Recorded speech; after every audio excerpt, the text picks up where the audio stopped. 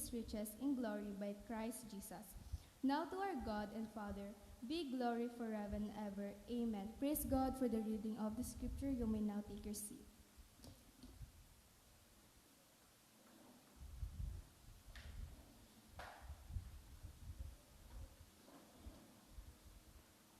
Yan. Muli, magandang umaga sa atin lahat. Akala ko mababawasan tayo ngayon kasi the Bible says we are the salt of the earth. Kaya pag umuulan, nababasa, nawawala. Yan. Masaya ako makita kayo. Last week, we are talking about, for the month of July, we are talking about giving. It's all about giving the whole month of July. And last week, we talked about the tithings. And tithings, sabi natin last week, is not a requirement, but it is a standard that God has given to us. So, whether you give your 10% or not, what matters the most is that you gave your part for the Lord. But for this morning, we would emphasize giving on sacrificial giving.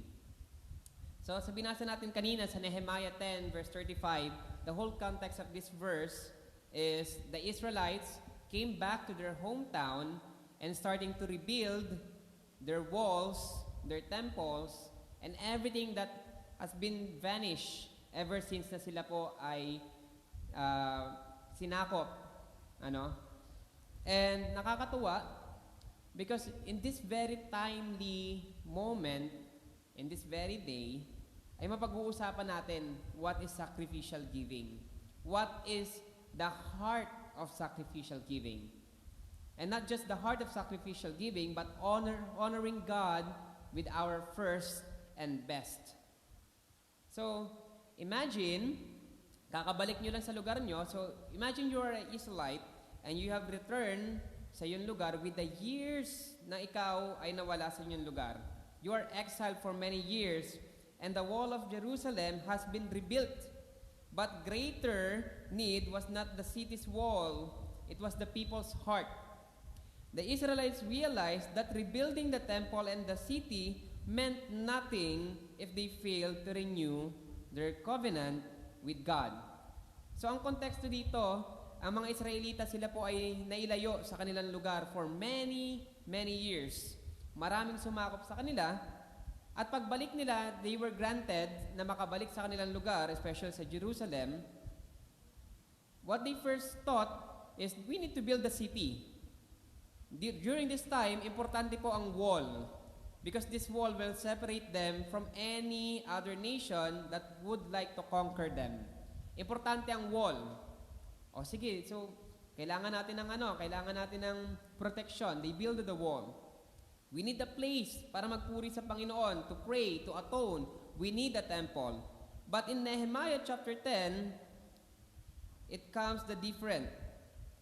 Imbis na they saw or they see whatever they need, they see kung ano yung kalagayan nila. Or imbes na makita nila kung ano yung pangangailangan nila, nakita nila yung kalagayan nila. In Nehemiah chapter 10, people publicly confessed their sin and recommitted themselves to obey God's word. Dahil nga malayo sila sa kanilang lugar for many, many years, nakalimutan nila yung covenant ng Panginoon. And they made a covenant to honor God in every area of their lives. And one of the clearest expression of the commitment is found in the very first verse na binasa natin on Nehemiah chapter 10, verse 35. Sabi dito, and we made ordinances to bring the first fruit of our ground and the first fruits of all fruit of all tree year by year to the house of the Lord. So why did they bring the first fruit? Bakit kanila binigay yung first fruit? Now, many people says that giving your first fruit will make you rich. No, it would actually make you 1 month poorer.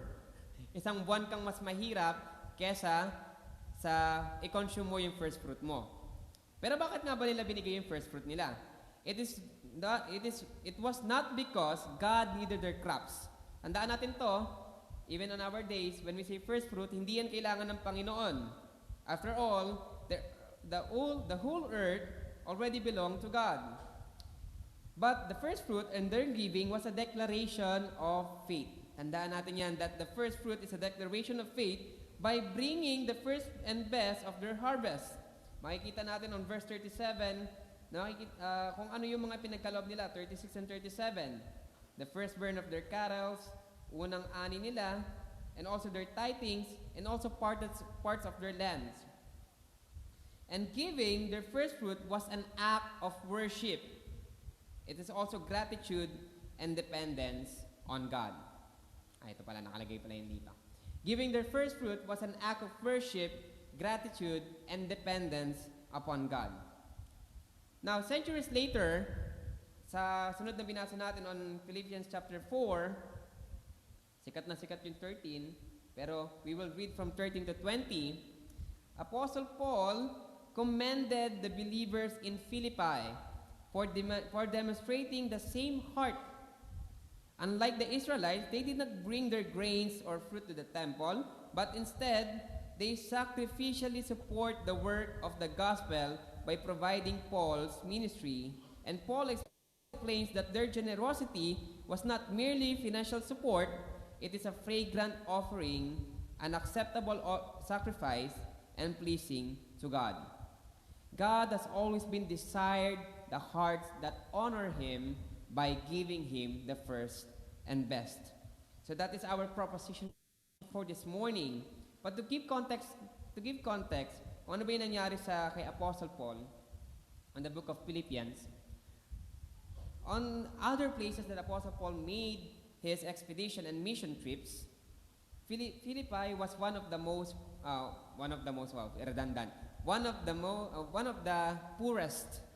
poorest nation or cities kung saan siya nag-mission. And these poor cities and poor citizens of Philippi, they give sacrificially intended upang makausad ang gospel. And Apostle Paul was writing this very book, the book of Philippians, while he was in the house arrest. Siya po ay nakakulong. At nung unang panahon, pag sinabing ikaw ay nakakulong, hindi gobyerno ang magpro-provide sa'yo. Ikaw ang magpro-provide para sa sarili mo. If you could not provide for yourself, you will starve to death. Because they will not feed you. Kasi nga, kalaban ka ng gobyerno. At the Philippians knew this. The people of Philippi knew this. That's why they supported Apostle Paul nung siya ay nakakulong. At hindi lang nung siya ay nakakulong. Marami siyang account na sinabi dito. For even in Thessalonica, for even in Macedonia, even from receiving from Epaphroditus, ibig sabihin, almost 30 to 40% na kanyang mission expedition was supported by the Philippians. And the Philippi people, they were not rich. Not unlike in the Ephesus, na may kakayahan sila and they were educated, the Philippi people was not. They were not even merchants. Some of them was slaves. Mga alipin, mabababa sa lipunan, nasa laylayan ng lipunan. But they supported the ministry. Although circumstances were different, nung panahon ni Nehemiah, panahon ni Apostle Paul, at nung panahon natin ngayon, the principle remained the same. God always desires the heart that honors Him by giving the first and best. Genuine giving is not measured by the size of the gift, but by the faith, love, and worship behind it. And today, as we study the Nehemiah chapter 10, verse 35, together with Philippians chapter 4, we will discover that the biblical giving is far more than an obligation. It is a joyful response that God's grace of an act of worship that pleases Him, and testimony of our trust of His faithful provision. Now, to ask you for this morning, we will gonna have 3 points, and we will be answering, how does God desire His people to honor Him through giving or through sacrificial giving? From these passages, we will discover the 3 characteristics of biblical sacrificial giving. Tayo po lahat ay manalangin. Dear God, Heavenly Father, we thank you for this morning. We thank you, Lord, for the heart of these people at sa aming Panginoon na pakikinig ng iyong salita. Nawa Panginoon, ay buksan niyo ang aming puso, ang aming isipan, upang sa gayon, Panginoon, ay maintindihan namin ang mga bagay na nais niyo parating sa amin. We also, Lord, pray na gabayan niyo po ako as I deliver your message, na nawa, Panginoon, ay itago niyo ako sa inyong likuran upang kayo ang mamutawi sa bawat isa sa amin. And as we listen to your word, Panginoon, na nawa ay madala namin ang iyong mga bagay na nais parating sa amin. Sa iyo ang kapurihan, sa iyo, Panginoon, na mataas na kapurihan, sa mataas na pangalan ni Jesus. Amen and amen. May tatlo tayong points for this morning. The first point here is honoring God by giving Him the first and best. Number 2 is honoring God by giving as an act of worship, and honoring God by trusting Him in His faithful provision. Now, let me ask you a question. Have you ever felt to be torn between your needs and your giving? And it happens to me all the time. Simulan ko na sa sarili ko. When I was starting as a pastor dito sa Heavenly People's Church, nakwento ko naman kung gaano kahirap ang buhay that time, and I decided to be full-time that time. Pero as I look into my weekly allowance, I was torn between giving tithes or sacrificial giving, or gagamitin ko ba sa sarili ko. And I know na pare-parehas tayo na experience. We are torn between. Sino sa inyo mahilig mag-budget? Wala magbabudget muna, mamaya kayo mag-budget ha. Wala magbabudget while preaching. Sino sa inyo mahilig mag-budget? And sa budgeting, kapag kapos, talagang huling-huli mong ilalagay yung giving para sa Panginoon. And I relate to it. Hindi ko masasabing kasalanan niya. Hindi ko masasabing i-judge kita. I could not do that. Kasi ako mismo, nararamdaman ko yan. Ang hirap, di ba? Of course, unahin mo, baon ng anak ko, kung may anak ka, pambayad sa bahay, kuryente at tubig, pinakadulo sa huli yung tithes. Have you experienced that? I experienced that. But in this very moment, nanawa ay mahipo ng Panginoon ang ating puso to honor Him first on everything that we have. Because our first point here is honoring God by giving Him your best and first and best in Nehemiah chapter 10 verse 35. The Israelites did not wait until they had leftovers. They bought the first fruits, and first fruits represent faith. Giving the first portion means trusting God for the rest of the harvest. Now, kung ikaw ay nagtatanim, kung ikaw ay may garden, sino may garden yan? Or kung ikaw ay may poultry or any kind of agricultural stuff or aquaculture, you knew na yung pinakaunang harvest mo, that would probably the best part of your harvest. Yan yung pinakamataba, yan yung pinakamaganda, yan yung hindi pa napepeste. Kumbaga sa mangga, manibalang pa yan. Maganda ang itsura, maganda ang kanyang kinakahinatnan. But these Israelite people give it to the Lord, give it to the temple, not because God needs it, but because they are declaring that God comes before my possession. They declare that God comes before my possession. The principle still applies to this day. Now, God is not interested to your leftovers. He deserves to be in the first place, not only in our finances, but also in our worship, our priorities, our service, our time, and our families. God deserves to be the first in these aspects of our life, not just on our finances. Because when we say sacrificial giving, hindi lang po yan yung iyong kakayahan o yung iyong kayamanan. Pero ito rin na yung iyong kakayahan. God comes first on everything and any aspect of your life. Simulan natin sa worship. How would you put God first in your worship time? You know, totoo to, every Sunday, kaliwat kanan ng gawa ng kaaway para sirain ang puso mo. Not to go in this church. The devil will always treat you in the battlefield because He doesn't want you to worship the Lord. Especially on every Sunday, that He knew that every Sunday you will go to this place and worship Him. But the moment na ikaw ay nagpadaig sa gawa ng kaaway, you put Satan first in your life. That's why I'm encouraging you to put God first in your worship, that kahit anong gawin ng kaaway, you will go and still worship Him. Pastor, paano ngayon? Kuwari, sobrang lakas ng ulan, bumabaha sa mabuhay. Well, worship doesn't come in this church. Worship comes first in your household. Simulan mo sa iyong bahay. Jesus also comes first or deserves to be the first in our priorities. Kanina, example natin is the finances. So, putting God, Jesus, in our priorities is you put Him first on every aspect and planning of your life. What would you do today is you need to put God first. What you are gonna do tomorrow is you need to put God first. Now, may tanong ako sa inyo. Nasa Bible ba that we should pray before we eat? You cannot find any verses in the Bible that we should pray before we eat. But why do we do that? Because in the early church's days, they are prioritizing God first on any aspect of their life. Thanksgiving first before they do their priorities. There's no such verses in the Bible that saying that you need to pray first before you eat. But it is just a matter of principle that putting God first in your priorities.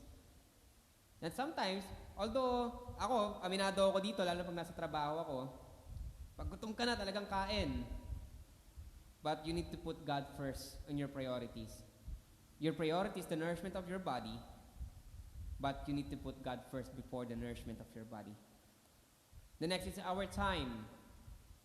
We need to put God first in our time. Ang hirap nito. Because most of us here, I am guilty of it, we would just wake up pag tayo may gagawin na or kapag tayo ay busy na. And we could not find time sa Panginoon. God deserved the very first moment of your life ngayong umagang to. God deserved the very first moment na ikaw ay nakamulat at nakahinga sa umagang ito. God deserved to be praised. And God also deserves to be first in our families. It doesn't matter kung ang pamilya mo ay mananampalataya o hindi, o mag-isa ka mananampalataya sa pamilya mo, but God deserves to be first in your family. But how? Paano mo ba uunahin ng Panginoon sa iyong pamilya? Simple lang. Simple lang ang formula dito. Share them the Word of God, invite them to church, and don't stop until they are breathing. Kasi titigil lang naman yan kapag hindi na sila humihinga at di na nila tinanggap ang Panginoon, di na sila nanampalataya sa Panginoon, doon lang titigil. Wala nang take to yan. But you did your part.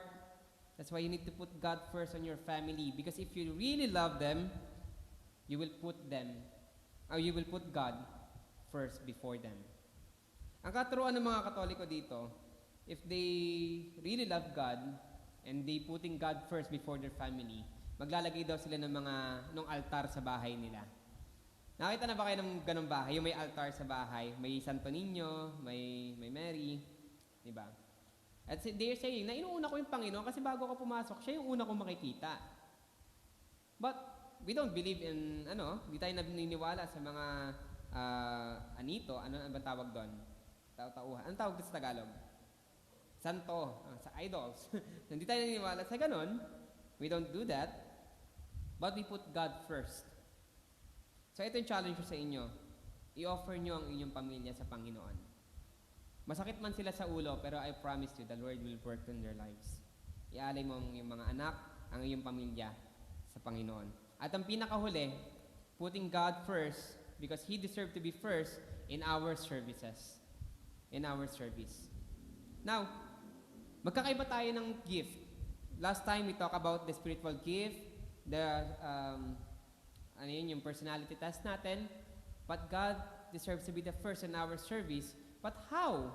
Paano ko nga ba mauuna ang Panginoon on my service? Tulad ng lagi ko sinasabi, ask first kung ano yung pinakamaliit na kayang mong ibigay sa Panginoon. Ano yung pinakamaliit na service na kaya mong ibigay sa Panginoon? Ang pinakamaliit na nakikita ko sa ngayon yung paglalagay ng upuan.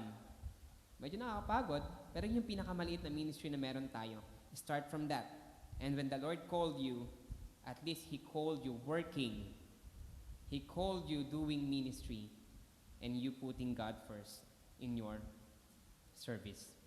Now, Jesus said that seek first the kingdom of God because God deserves our first because He loved us. Because He first loved us.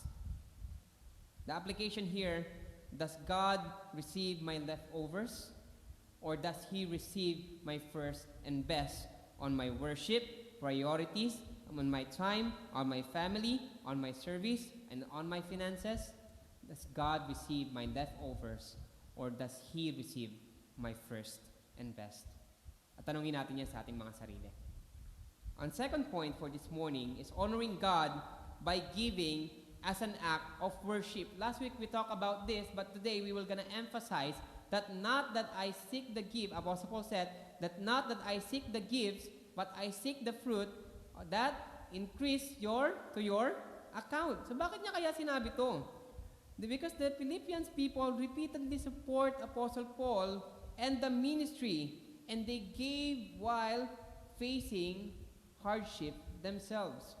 On my introduction kanina, pinaliwanag ko that these Philippians people, on Philippians chapter 4, they are not merchants, they were not rich. In fact, some of them were slaves.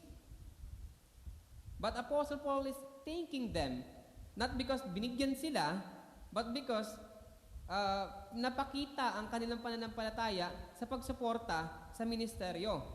And you know why I love this very verse? Because I can see these verses, I can see this kind of encouragement and also scenario on Philippians chapter 4 on our church.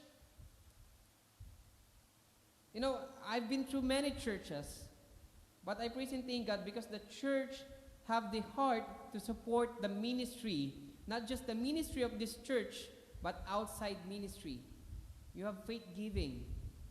The first time na napunta ako dito, yun yung una kong na-notice. Because me, doing mission trips around hopefully around the Philippines, we are always seeking for supports. We are always asking for people. We are always asking and praying for God to support us. But these people is giving it voluntarily. Now, honor God by giving as an act of worship. It is not because you gave many, but you gave the whole part of yours. Let me ask you a question. Anong pinagkaiba ng isang taong nag-tithes ng 5,000 sa taong nag-tithes ng 10 piso? Anong pinagkaiba ng dalawang taong yan? Actually, none. Wala silang pinagkaiba. Parehas pera lang yung binigay nila. Parehas na kakayahan nila yung ibinigay nila. But if you would ask kung paano nila ibinigay yan, kung saan parte ng buhay nila yan, kung ito ba ay 100% ng buhay nila, kung ito ba ay parte lamang ng kakayahan nila, then mo malalaman who's the one who is giving as an act of worship. Hindi ko masabing yung 10 pesos ay giving as an act of worship because I didn't know their hearts, or those who give more is an act of worship. I didn't know because I didn't know their hearts. Because the mere fact that I didn't know it, the Lord knew it. Alam ng Panginoon kung ano yung kakayahan na ibinigay mo sa Kanya. God doesn't deserve the leftovers on our first point. In here, God deserves our act of worship by giving. Now, Paul wasn't interested merely in receiving gifts. Pinaliwanag niya yan dito na hindi niya gusto yung, hindi naman pera yung kanyang hinahabol. But he was rejoicing because their generosity was revealed spiritual maturity. The moment that you are generously supporting the ministry, it is also a revelation that you are spiritual matured. Bakit? Ang hirap kayang suportahan ng ministeryo. Ang hirap kayang suportahan ni pastor. Gamitin ko na yung pangalan ko, gamitin ko na yung katayuan ko. Ang hirap kayang suportahan ni pastor. Hindi mo alam paano ko ginagamit yan. Hindi mo alam, baka nagkakasino plus ako. Baka anong tawag doon? Yung nilalaro, baka nag-scatter ako. O, baka nagpapa-ending ako. You didn't know. But you are not blindly giving to me. Hindi po sa akin napupunta yan, but it is going to the ministry of God. Imagine this. Paano nabuo ang FBCF? We just had our anniversary 2 weeks ago. And from the church history, from Pildira, First Baptist Church of Pildira, nakarating ang salita ng Panginoon dito sa Dasmariñas at nagkaroon tayo ng lugar. After many years, and 9 years na natin na being independent, ay nagkaroon tayo ng lugar ng sambahan. Imagine this, those people in the Pildira didn't support the ministry para magkaroon ng church dito sa Dasma. And imagine those people who started the Pildira Church or First Baptist Church of Pildira didn't support the ministry para matayo yung church sa Parañaque, Pasay. And imagine those people, balik tayo ng balik kung sino yung nag-support. Imagine these people and the Philippi people, although God will use other people to support Apostle Paul, imagine Philippians people will not support Apostle Paul. Imagine kung paano makakaabot ang salita ng Panginoon if we will not support each other. We are burdened to put it in the ministry because we had experienced what God has provided for us. Their gift become, sabi dito on verse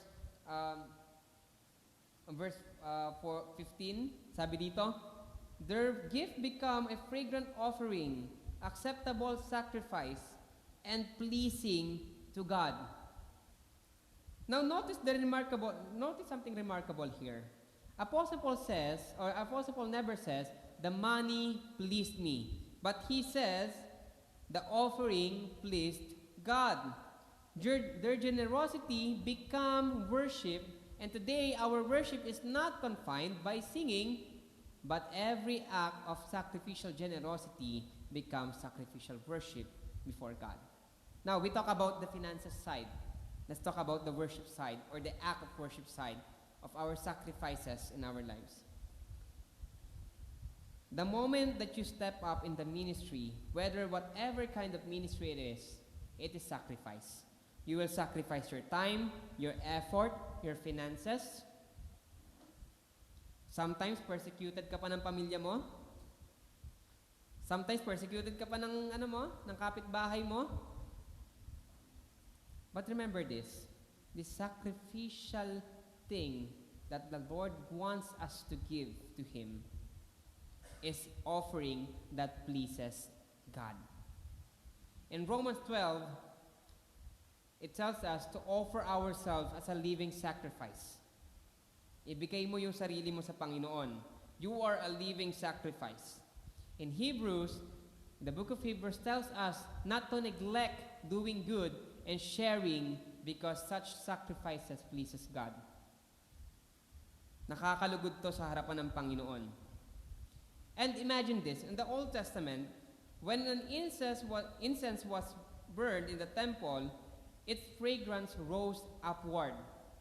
At itong insenso na to ay, most of the time, ito po ay mamahalin at ito ay specific na sinabi ng Panginoon, ito lang yung ibilalagay mo, ito yung gagamitin mo. And if the Lord was pleased, the fragrance was rose upward. And likewise, every offering that we give to the Lord with joyful heart, it rises before God as worship. Every gift offered with a joyful heart rise before God as worship. So remember that. Every time that you will give to the Lord, give it with a joyful heart. So that is our second point, honoring God by giving as an act of sacrifice. On our third point, honoring God by trusting His faithful provision. Now, I know, makaka-relate kayo dito. Sino dito yung nagpre-pray na lang kapag malapit na ang bills? I am guilty of it.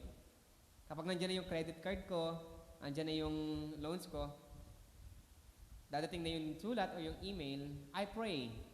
But most of the time, I didn't pray for it. Because most of the time, I don't trust God. And I don't trust His faithful provision. And I was rebuked. While doing this message, I was rebuked. Because looking in the lives of the Philippians people, they do not have anything to support them. And yet they supported Apostle Paul because they knew that the Lord will provide. That they just need to trust the Lord and His faithful provision. Basahin natin in 19 and 20 of Philippians chapter 4, 19 and 20. And God shall supply all your need according to His riches in glory by Christ Jesus. In 20, now to our God and Father be glory forever and ever. Amen. So he is declaring, Apostle Paul is declaring on verse 19 and 20 that my God will supply every need of yours according to His riches and in glory in Christ Jesus. Now, this verse was mostly misunderstood, or most of the time it is misunderstood. But Apostle Paul, is not giving a formula to become wealthy. He is encouraging believers who had already demonstrated their trust in God because they had faithfully invested in God's work. Apostle Paul confidently reminds them that God will never fail His people. Notice the words, God supplies according to His riches. But Apostle Paul didn't say, according out of His riches. Magkaiba po yan. When we say out of His riches, well, God, siya ang pinakamayaman sa lahat. Siya may-ari ng lahat ng nakikita natin. He could give anything we want. He could give everything we need. But the word that uses here is according to His riches. Sa Kanyang kagustuhan. According sa Kanyang kagustuhan. And sometimes, His provision, we see sometimes His provision as limited, but according to the Bible, it is limitless. Because His riches are found in Christ, and God always supplies exactly what His children need to accomplish His purpose. Sometimes He supplies financially, sometimes He supplies spiritually, sometimes He supplies emotionally, sometimes He supplies through His church, but He always remains faithful. He supplies on these four. On your spiritual life, financial life, emotional, or in your church life, or in the ministry. But He is always faithful. The Philippian people here demonstrate kung paano nga ba nagmamahal ang isang manggagawa ng Panginoon at anak niya sa gawain mismo ng Panginoon. Ngayon, I could not say na pag sumunod ka sa Panginoon, wala ka ng problema sa iyong pera. I will never say that. Kasi ako nga pastor, naglalakad eh. I will never say na kapag 5 years ka ng Kristyano, wala ka pa rin sakyan, sasagasaan kita. I will never say that. We will never say that. Because it's not what the Bible teach. The Bible teach that God will provide according to His riches and not on His riches. According to His riches. Sa Kanyang pagbibigay, sa Kanyang kayamanan, sa Kanyang kaluwalhatian, sa Kanyang kagustuhan, sa Kanyang kayamanan. If you are rich in God, you have everything in your life. Paano ko nasabi? Because you already have the eternal life. And that was the best gift that the Lord has given to you. And these Philippians people demonstrate giving sacrificially by trusting God for His faithful provision. I have an illustration here about a kid sharing his lunch sa kanyang kaklase. Now, he's not just giving a portion of his lunch or her lunch, babae pala to. She's not just giving a portion of her lunch, but the child gladly share all of her lunch because he knows that his father will feed him again at their home. Alam niyang siya'y pakakainin naman ng kanyang tatay sa kanilang bahay. Because this demonstrates that our confidence is not in what we can give or on what we can give, but on our confidence is in the Father who provides. Now, we have two conclusions here. Nehemiah teaches us to bring God our first fruit, and Apostle Paul teaches us as giving as an act of worship. And together, they hold the truth that God deserves our first and best, and He deserved because He gave His best for us first. Binigay muna ng Panginoon ang lahat ng ating pangangailangan bago niya i-demand sa atin na ibigay natin ang kanyang kabutihan sa Kanya o ang pinakamagandang uri sa atin sa Kanya. Let's go back to Genesis chapter 1 and chapter 2. The Lord created the heaven and earth. On the day 2, He created everything, the atmosphere. And day 3, He created all of the stars in the universe and the planets. And day 4, He created the plants and flying animals. And plants. And day 5, He created the flying and swimming animals. And day 6, He created the man and the crawling and walking animals. That was the first provision. Imagine, ginawa muna ng Panginoon yung tao bago niya ginawa yung iba. He provided first. Then after that, after 1,000 years, dumating si Jesus Christ, because the man was condemned, ang tao ay papunta sa impyerno, He provided also the redemption sa tao. He gave us first of His best.